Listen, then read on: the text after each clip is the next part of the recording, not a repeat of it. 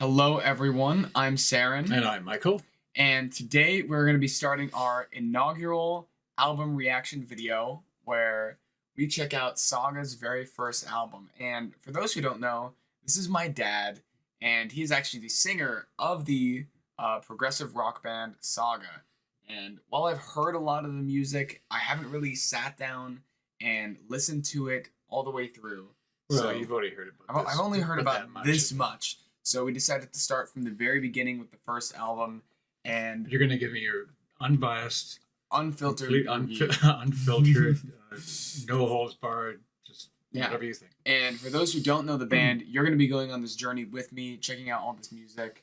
And yeah, feel free to like the video if you enjoy. And let's get started with track number 1, How Long?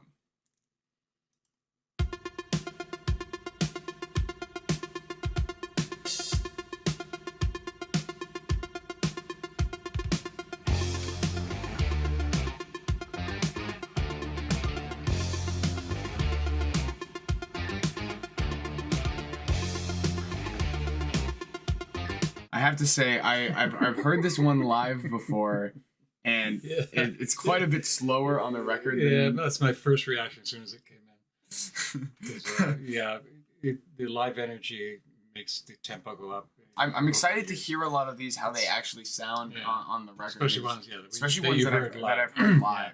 Yeah, This is decidedly slower. And yeah. this sounds like something else, which you brought up Yeah, earlier. we talked about this earlier in the day.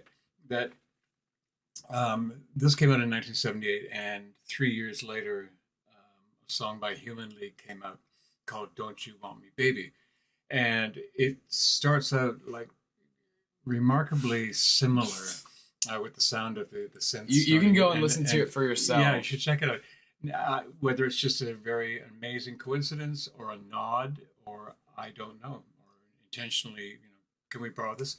I don't know. You be the judge. But Yeah, it's just let us it's know one what of you those think in things. the comments. I just remember when it came out, it was like, Yeah, that's it's eerily really funny. similar. You brought it up, and I listened to it. I was like, yeah, you're right. Yeah, So let us know what you think about that.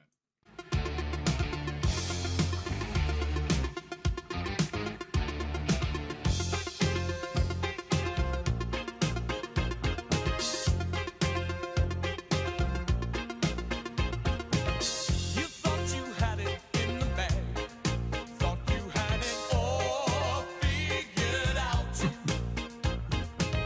But now you're having second thoughts. You don't really know your ins from outs.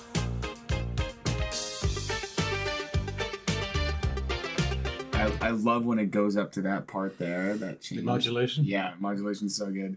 I can see you laughing a little bit because It's the vocals. you sound a little bit different on here than you do A live. little. If you guys want, go look up some live footage of Saga, especially more recently. He sings a lot differently than he does, Like just- mainly yeah. on this first record, For the first two or three. like the first yeah. 2 or 3.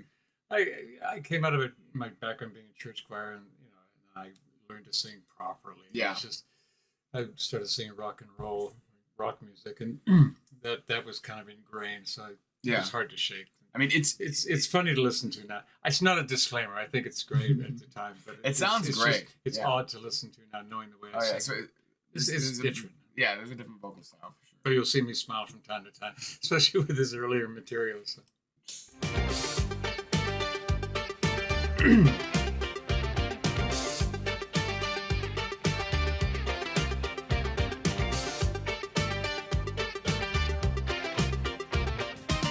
You won't accept the lot you've wrong. You can't face the error of your ways. You turn your back and walk away. You seem bent on finding better days. That little vocal run there is nice. Your dreams carry on. How long did your dreams spin around? How long did your dreams carry on? How long did your dreams spin around?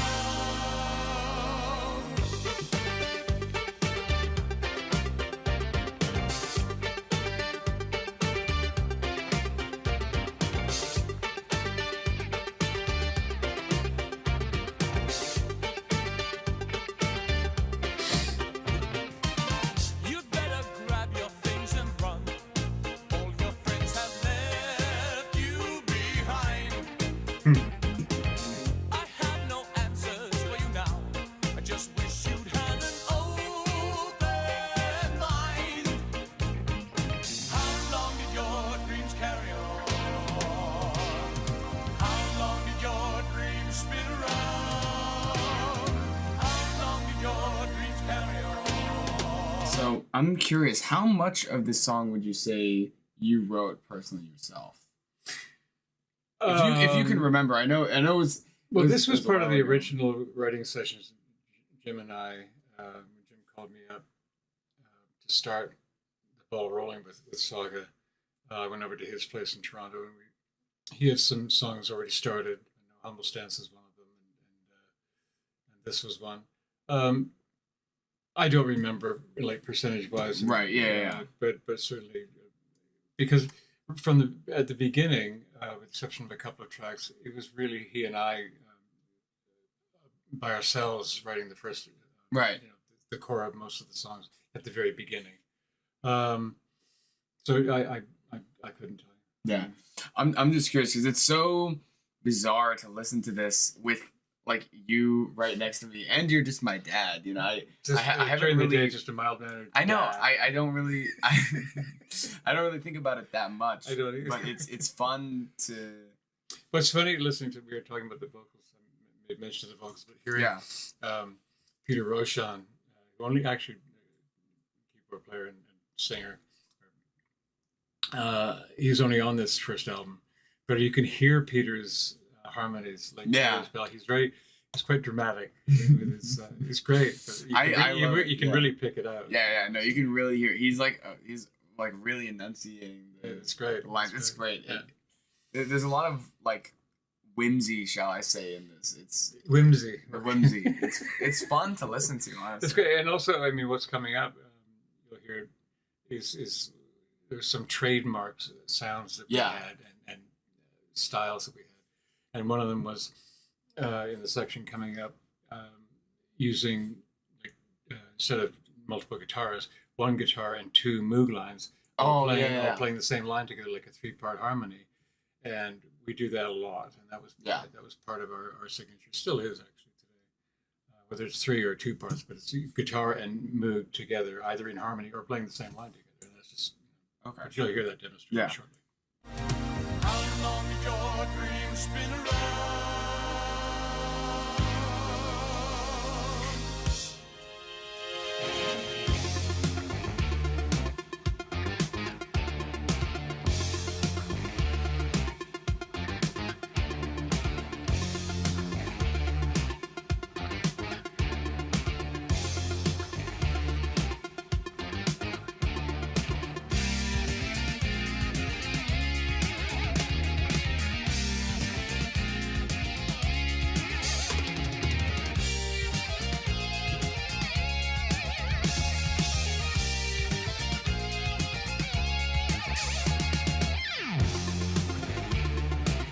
I love the phrasing on the keyboard. Even the way there. that we would Peter and I would play them along with Ian in those parts. We played it with the modulation wheel and the pitch bend. Yeah. The same way you would stretch a guitar. So that's why it matched up so well. And it was hard to tell. But is it 3 guitars, 2 guitars, one? What I've one noticed synth? with you guys a lot is with the keyboards, they do a lot of those huge bends like a guitar would. It's super cool sounding. And those were rehearsed. We made sure that it I sounded. mean, I haven't really heard that in anywhere else. We invented it.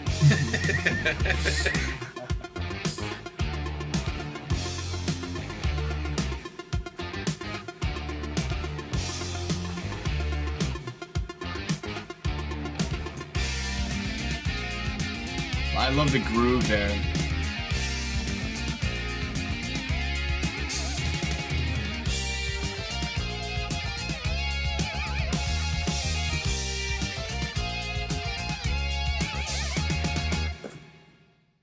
That's all she wrote. That's all she wrote. That was great. Yeah. Actually, it's funny listening to it now because we did have a chance to hear it briefly when we were checking sound on that. And yes, we play it live considerably faster. Yeah. Edgier. Yeah. Oh, yeah. Live energy in it. But hearing it now at that tempo, I thought at first it would feel sluggish. But actually sounds like it's like it's supposed to sound, but Yeah. it's a little slower than It's a little bit. but not to the point where I'm like, wow, that's way too slow. Yeah. There are times when we actually do play it a little too fast. Right. I'll turn around and watch Thorn like just. barely- His carpal tunnel is setting in. Barely get hit in the pad. Yeah. Make it stop. Because he's doing that live with a pad. Yeah. Oh. And that's like just one hand. And that's a lot. It's throughout a lot of the song. Beginning. Yeah, actually it is, because even when we did the It comes modulation in back the verse, for it that. comes back, Yeah. I've definitely seen him struggling to hit those Yeah, and sometimes. he'll sometimes cheat and do it two hands. And I was going, "You're cheating." One thing I wanted to bring up with that is something I noticed when a lot of bands will play certain songs live and it's slightly different. I almost view it as they're kind of playing it in retrospect how they wish they would have on the record sometimes. You know what I mean? Like there are certain changes that bands will make. Oh, I mean, for example, there's stuff now, like even listening to this, I'd love Firefly Wines to re-sing some of these songs, or a lot of them. Yeah, I mean, because you songs will kind of morph a little bit live. Yeah. You'll adjust certain lines here and there, play them slightly differently, and inflections, and there are vocal lines that, although not tremendously different melodically per se, like the notes, but the way it's sung in terms of the phrasings are sometimes slightly different, timings are slightly different. So, yeah, I mean, but that's a natural progression. I think that's going to happen live. Yeah. And you know, I don't think it should sound exactly like the record anyway. No, You know, yeah. That's not what live is all It about. had so much more character in live. I think so. Wow, that was a really solid opening track. I like that. I think it was the way to go. That's the difficult part at the end of the recording process, deciding which song goes where, and how, especially how to start the album. And that was it was pretty much agreed that we should start with that. Yeah, I don't want to give like rankings for the songs, but at the end, I'm what I might do is like give my personal opinion of like which ones out of the list I like the most, because I think that would be fun. I would be curious. So stay tuned for that. I'm gonna tally up all of them. Absolutely. And yeah, thank you all so much for watching. Thank you. A great start.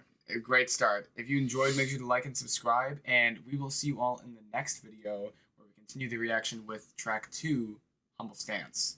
See you then. Stay tuned.